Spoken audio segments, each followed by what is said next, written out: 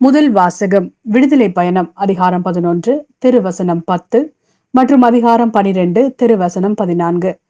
மோசேயும் ஆரோனும் இவ்வரும் செயல்கள் அனைத்தையும் பார்வோன் முன் செய்தனர்.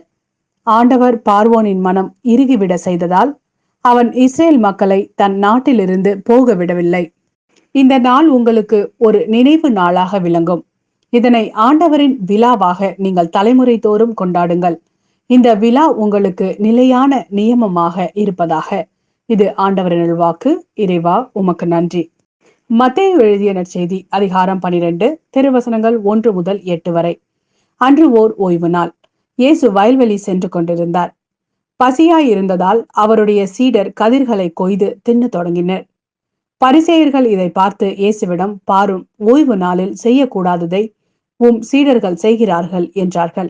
அவரோ அவர்களிடம், தாமும் தம்முடன் இருந்தவர்களும் பசியாய் இருந்தபோது தாவீது என்ன செய்தார் என்பதை நீங்கள் வாசித்தது இல்லையா?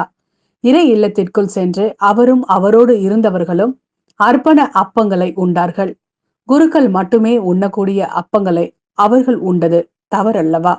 மேலும் ஓய்வு நாள்களில் குருக்கள் கோவிலில் பணியாற்றுவது ஓய்வு நாளை மீறும் குற்றமாகாது என நீங்கள் திருச்சட்டத்தில் வாசித்தது இல்லையா?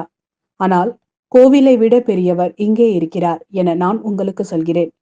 பலியை அல்ல, இரக்கத்தையே விரும்புகிறேன் என்பதன் கருத்தை நீங்கள் அறிந்திருந்தால் குற்றமற்ற இவர்களை கண்டனம் செய்திருக்க மாட்டீர்கள். ஆம், ஓய்வு நாளும் மானிட மகனுக்கு கட்டுப்பட்டதே என்றார்.